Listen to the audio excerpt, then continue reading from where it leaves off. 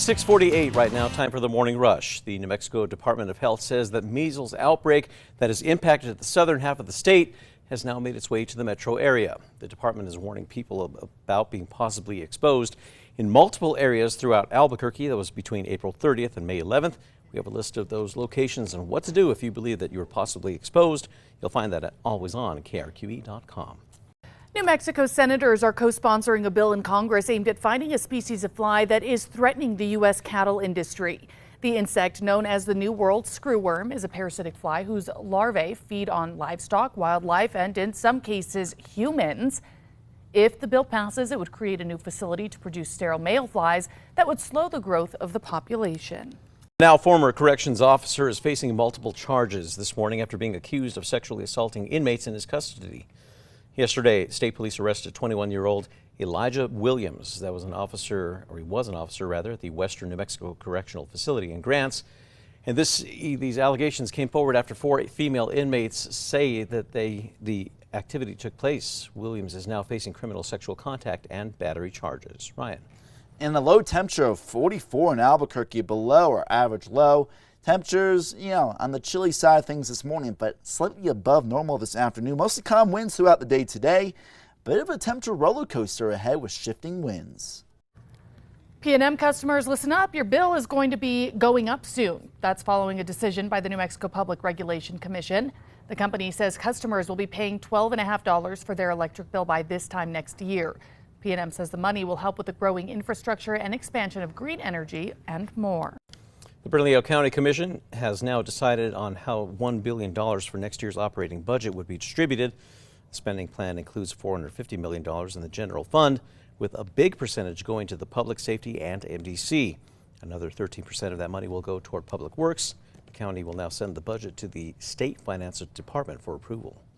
The mayor of one New Mexico village is addressing an ongoing issue after sewage spilt into their river for the second time this year.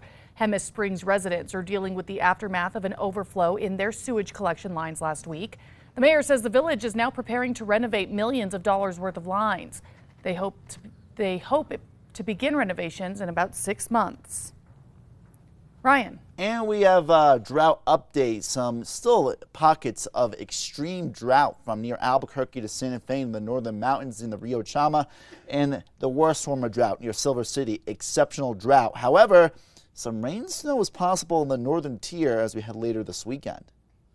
The biopark is making changes to 3 popular eateries after food inspectors hit their kitchens with red and yellow tags. The Cottonwood Cafe by the Carousel, the Africa Exhibits Matunda Cafe, and Penguin Chill Cafe. They were all flagged for between 10 to 16 issues each. We have the Environmental Health Department's full statement at alwaysonkRQE.com. A new piece of art is on display in downtown Albuquerque. Chris Martinez created a street mural on Central and 3rd as part of the city's public art program. The piece celebrates the upcoming Route 66 centennial, featuring several iconic Albuquerque images like hot air balloons, a roadrunner, and the Chemo Theater sign. Ryan.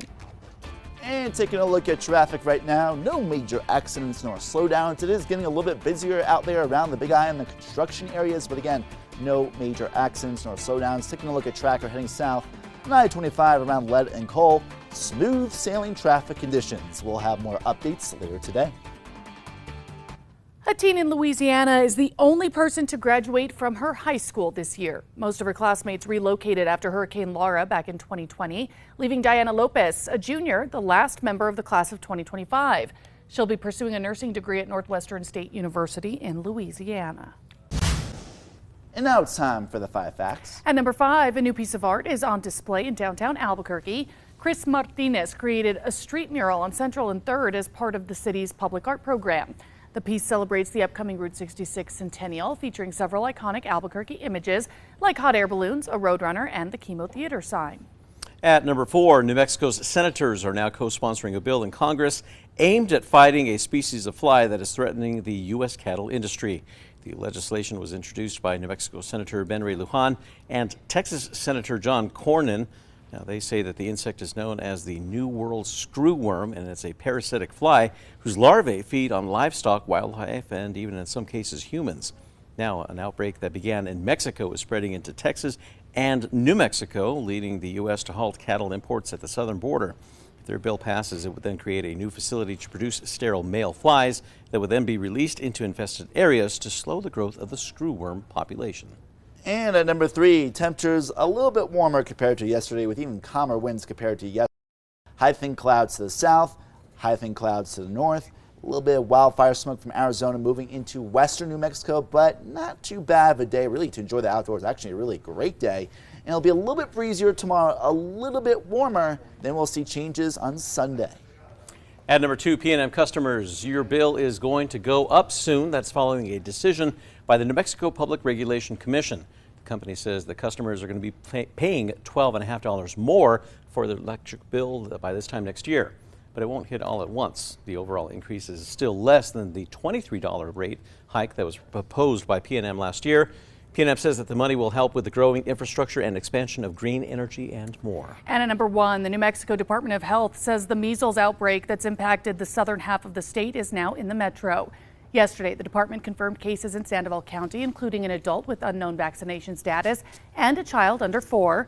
They warned that if you were at Presbyterian's Rust Hospital Emergency Department on April 30th or May 11th, or at the Hematology Oncology Clinic on May 1st, you may have been exposed to the virus. In Albuquerque, the DOH says if you visited the Trader Joe's on Paseo on May 6th, you were exposed.